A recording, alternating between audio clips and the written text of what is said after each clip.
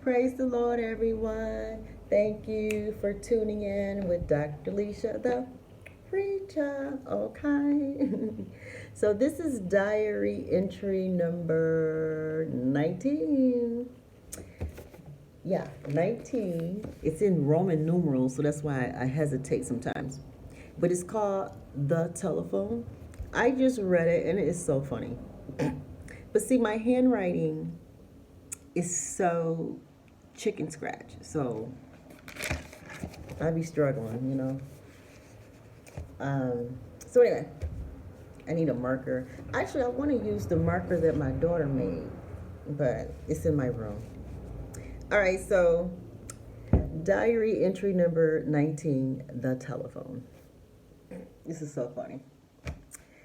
I love talking on the telephone. I actually believe that there is some kind of addiction I have when it comes to the phone. Mm-hmm.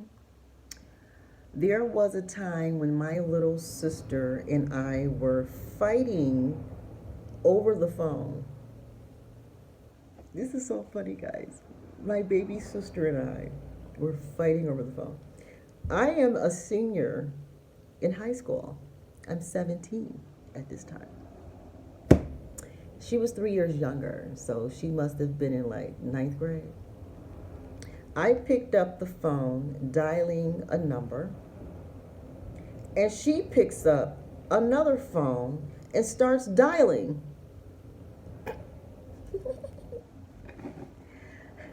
I yelled to her, saying, "Wanda, hang up the phone. I am dialing someone." She actually had the nerve to say that she had the phone first. Okay. Therefore, we actually sat with the phones in our hands, arguing for 10 minutes. Saying, "Wanda, hang up the phone. Lesia, hang up the phone. No, I had it first. No, I had it first." Two teenage sisters arguing over the telephone. This is crazy. Oh my God. See, back in the day, guys, we had what was called landline phones, okay? And meaning that you had to have a cord at all times for the phones to operate. So y'all wouldn't know, y'all wouldn't understand. Okay, so because with these cell phones and the freedom we have to go all around and stuff, unless we're charging it up, y'all wouldn't understand. When you have one phone line, one phone number coming into a house, even though you may have like 2 or 3 jacks in the wall, phone jacks in the wall, it's still one line. Even if you have multiple actual physical phones, you know what I'm saying? I don't know if it makes sense, but anyway, this was a long time ago, like ancient. Not long after that incident, my mom bought me my own phone line. Now, I don't have the word line in here, but own phone. But my own line, phone line. I had my separate phone number from, the other phone number we had always had. I had my own phone line number. Because I was getting very good grades and regularly did my house chores. So because of my, proven responsibility and everything, my mom, hey, it did solve a lot of problems. Actually, my sister never really used the phone much to call friends or anything until she got a little older. Old enough to gossip.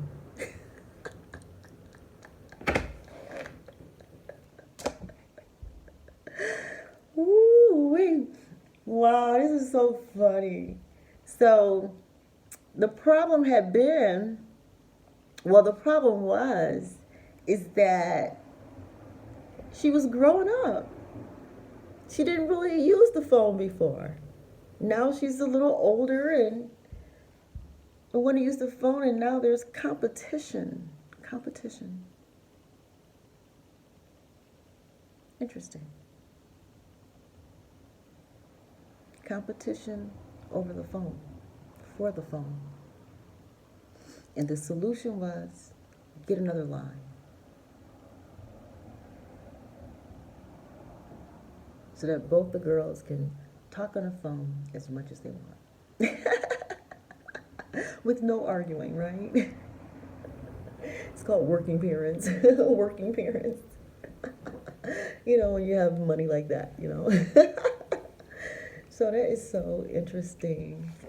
Wow, what a fun little story. Short and sweet video. All right, I'm going to keep this one short. So you all be blessed. Thank you so much for allowing me to share these with you guys. My channel is growing. I have 550 subscribers. Yay! And guys, check out on my, let me show you. Check out on my community post. And I updated my profile photo with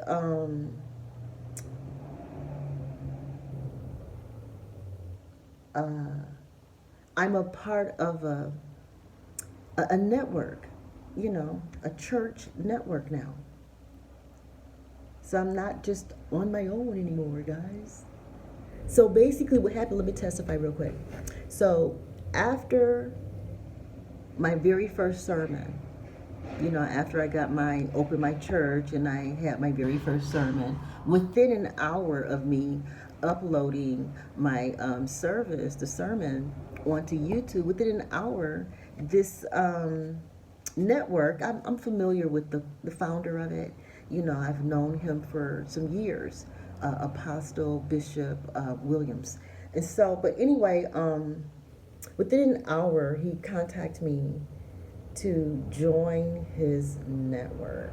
I was like, wow. So I took about a month and, to pray on it and think about it, to make sure it's what I really want, you know. But it says, World Warfare Ministries would like to welcome Reverend Dr. Lesia Lewis. Guys, it's like I'm somebody. I mean, I've always been somebody, but this is just amazing. You know, it's it's like, wow. It makes this so real. It makes it real to me, you know. And thank you guys. And thank you for your support, your likes, your subscribes. And thank you, sweetie. And the donations. Thank you guys for the donations. And it's so funny. I bet you my first church donation probably came from my sister's childhood friend. She was probably talking to her on the phone, trying to get to her on the phone. My first donation probably came from, my sister's friend. Because they've been friends since, like, elementary school. You know what I'm saying? So my first church donation came from my sister's best friend since she was, like, elementary school. She had a couple of really close friends, but this particular one was, like, extra, extra close. You know what I'm saying? She's like my little baby sister, too. We all used to go to what was called Toddler's Campus. It was like a daycare center, and they were like actually a part of the kids. But I was a teenager, so I was like, like helping out with the kids, you know. So, but anyway, well, let me sing this little song that we used to sing at camp. I think I made up the song. I made up this song at Toddler's Camp it was Toddler's Campus or something, I don't know, in Detroit years ago. I was like 13 or something. 12, like 12, going on 13, just before I started working at the pharmacy, I believe, around that time. But anyway, so it was like, we used to say assalamu alaikum, something. The lady, she was really into like that kind of stuff, you know, having us speak like Hebrew or something. I don't know, whatever. But I had made up this little song about greens and cornbread, and I just love them black-eyed peas. I just love those black-eyed peas. Ham hocks, neck bones, black-eyed peas. Ham hocks, neck bones, black-eyed peas. I just love those good old greens. Ham hocks, neck bones, black-eyed peas. Ham hocks, neck bones, black-eyed peas. I just love those good old greens. I was so silly. I almost forgot, you know, but it came back. That's how the Lord worked with me. When he brings something back to me, it come in full and bursting, because I was barely remembering those lyrics. I was barely remembering, but as I went on and kept, you know, trying to rehearse it, it came on out. Ham hocks, neck bones, black-eyed peas. I just love those good old greens. Ham hocks. We used to get all into it. Neck bones, black-eyed peas. Ham hocks, neck bones. Okay, let me stop, y'all. I get it. We was having some fun at Toddler's Campus. It was another name, something Toddler's Campus. I don't know, but it was like on like near DeQuinder, Conant, on Outer Drive or something, way back in the day. And she used to have us say, Assalamu alaikum, salaikum, salaikum. Assalamu alaikum, salaikum, assalam. It'll come back to me. Because we did it every day, you know what I mean? It'll come back to me. Yeah, wow, the good old days. Okay, so, yeah. All right, guys, love you all so much. Thank you for your support, helping me come this far. And I know I'm a hot mess. I know. I know I'm a hot mess. Yeah, that's what divorce and, you know, just dealing with a lot of life issues and traumas and stuff will do to you. It breaks you down. It breaks you down, you know. Someone texted me today and told me that I'm just bitter. I'm bitter. And I said, okay, fine, whatever. I disagree. I just feel like I was abandoned and brokenhearted.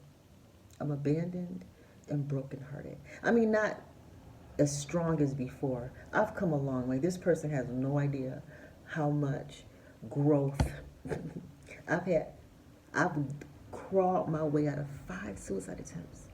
Crawled my way out of being put out, all my stuff thrown out. I was homeless. You know what I'm trying to say?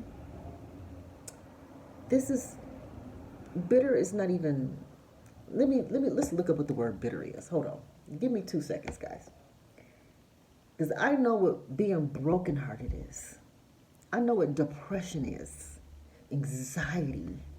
You know, fear. You know, bitter is just such a small word. I got so many other words I can use, like I just did. But, okay, we'll go there. We can add it to the list. Why not? We'll give it to him. We'll give it to him. I'm just a bitter woman. Fine. Add it to the list. Add it to the list of recovered suicide, recovered depression, recovered anxiety, recovering from abandonment, recovering from molestation, recovering, you know what I'm saying? Recovering from, so just say I'm recovering from bitterness too. Add it to the list of the healing things. But I just want to look up the meaning.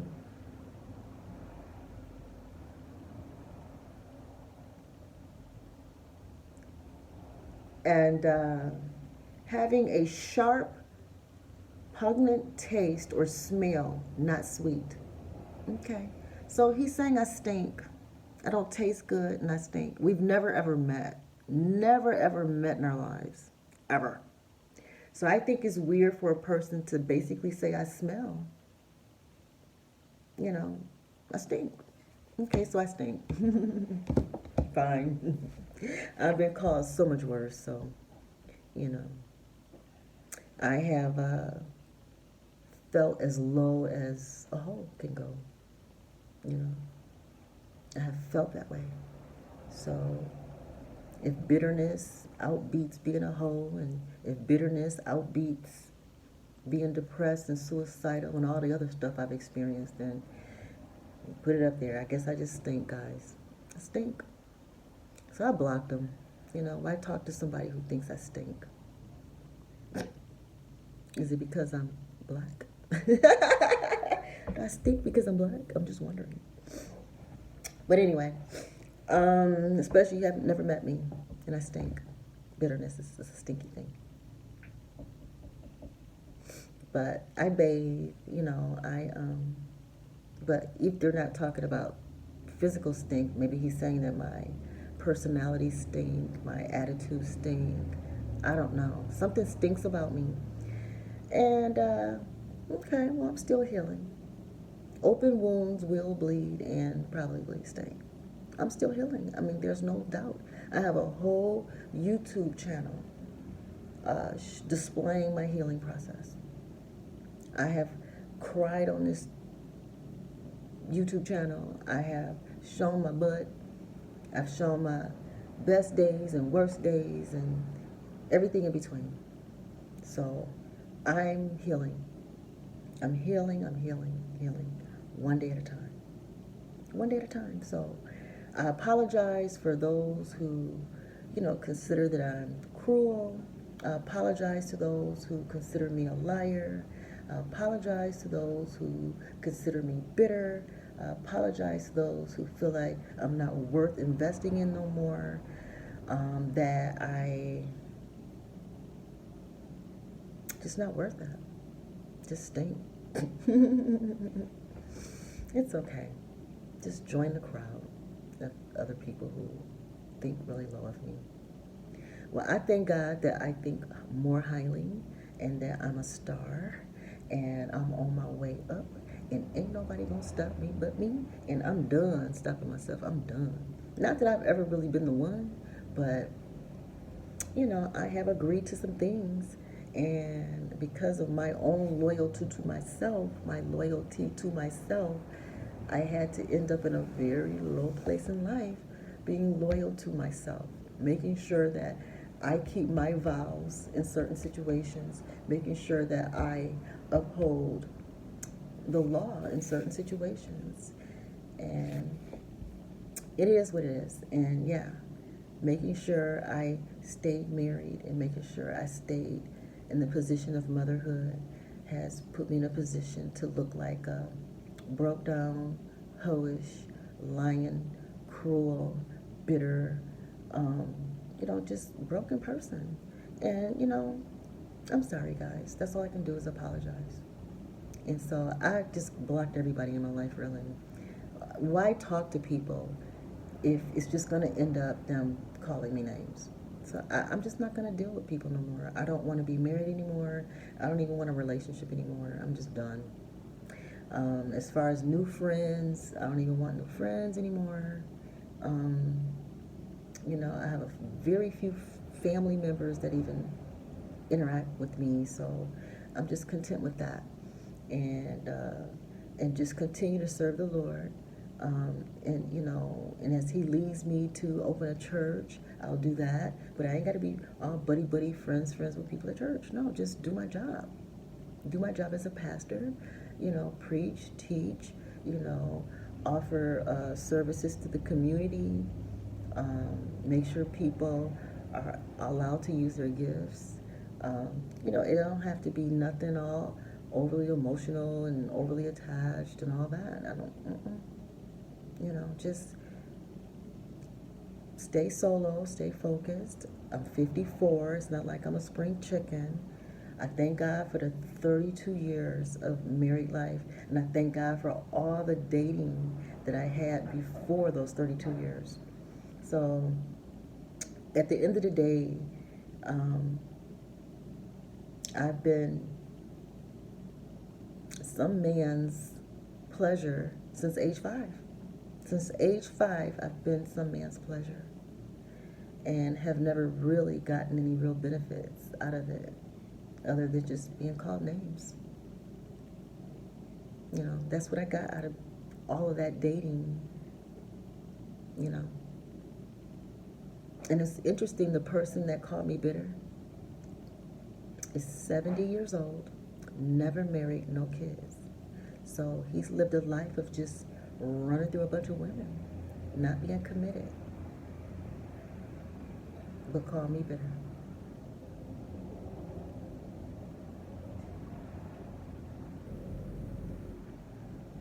I think that's interesting. But nonetheless, I do agree that I've lost my ability to have, like relationships. I've lost the ability. And it's okay. Because Lord knows I've had like hundreds of relationships, hundreds of people in my life, if not thousands of people have come through my life and been benefited. And here I am on YouTube making videos, still sharing myself where people can benefit. And it's okay. But I feel that I have come a long, long way. And at least I don't want to kill myself no more. At least I look forward to getting up and going and doing things. I took my grandson Caden out.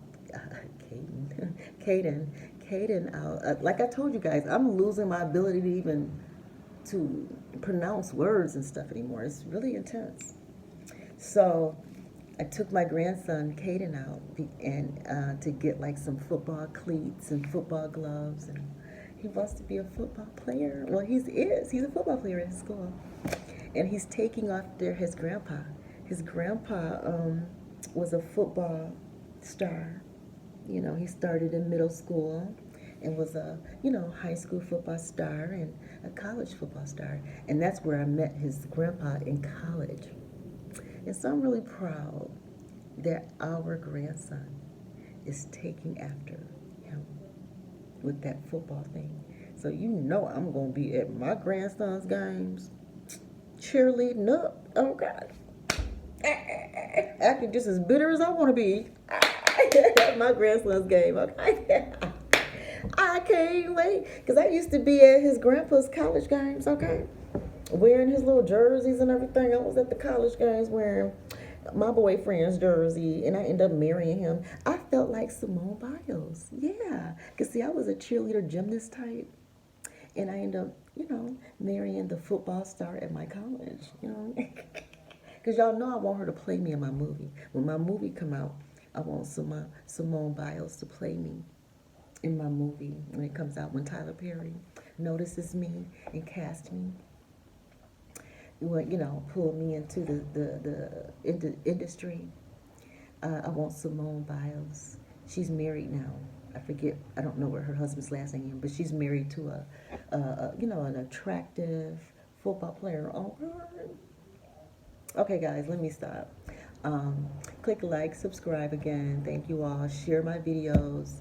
Subscribe. Keep subscribing. Get me up to 1,000. Yay. So I just wanted to take a brief moment to share this. So I went from 7 minutes to 24. Oh my God. All right, guys. Well, thank you all. For those of you who really know me, for those of you who have seen my journey, my progress, and those of you who know that I'm still healing. I'm still healing. And I will continue to share stories about my life, especially you know, the fact that I had this open marriage and that the divorce process was so horrible, you know, I'm going to continue to teach on that. And it's not coming from a place of bitterness. Okay, my channel is growing because I'm able to teach something that most of us experience, but a lot of us don't get to really talk about it.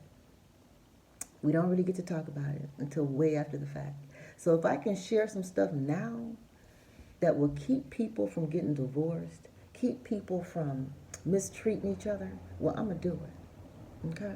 So I'm not sharing all this information about my life out of bitterness. Mm-mm. To teach other people, help them see what their options are. Okay? I'm just saying, you know. Hey, he moved on. I've moved on, you know. But I still have moments. I mean, I'm human. I mean, 25 years is a long time to be married to somebody. And then to have known this person since ninth grade, that's a long time. And so if people don't understand that I have a process of letting go in my own way, oh well, you know. If you're the kind of person that can know somebody your whole life and they walk out on you for somebody else and they don't even have the decency to tell you what they're doing and all that. If you can, you know, just bounce up the next day and go on like nothing ever happened, well, good for you. That ain't me. I'm not that type. I have to grieve and mourn and express myself and explain and all kind of stuff. That's how I heal. And I'm not the only person that heals this way. Other people really do care about people and love people and sacrifice themselves and all this stuff. And, you know, and they don't, you know, and it hurts when people take advantage of them. It hurts. I had read in my baby book, I have my baby book, you know. I had read in my baby book that I was the kind of child that let people take advantage of me. I was like 2, 3, 4 years old. Let people take advantage of me. Other kids. I let other kids take advantage of me. It's written in my baby book. Let me go grab that real quick because that's... No, I'll just show y'all a different video. I'll share the baby book, a different video. But yeah, it was in there. I let the kids take advantage of me. So obviously I'm like that as an adult too. And I'm just done now. And it's not from a place of bitterness or... Not at this point. Not at this point. Maybe a couple of years ago, when the depression, bitterness, pain, heartbreak was the strongest. Right now, it's, you know, this is easy breezy now. I'm easy breezy now. Do I still have moments? Yeah, I do. You know, I still have moments where I want to be married. I want to be married. I want somebody. I don't want to be alone. I had those moments. Then I'm like, whoa, well, I'm good. I'm like, I'm good. I start remembering that I am the kind of person that let people walk all over me. I let people take advantage of me. That's just, I was that way as a child, and I'm that way as an adult. I'm tired, I'm burnt out, I'm broke down, and it's okay. It's okay. If I don't want to be bothered like that no more. You know, because of my own insecurities, my own traumas, my own journey in healing. It's okay. It's okay. I give myself permission to not date, be in a relationship, be married no more if I don't want to be. Okay? After a lifetime. You know what I mean? A lifetime. It started at age 5. Men start touching me as early as age 5, and it has not stopped. And I'm 54. So that's like 49 years of dealing with men's issues. And he had the audacity to say, all men ain't the same. Well, I asked him, I said, well, what makes you different? You never married anybody. What makes you different? But you ain't no virgin. You never married anybody, and you're not a virgin. What makes you different than the men that I've already come across?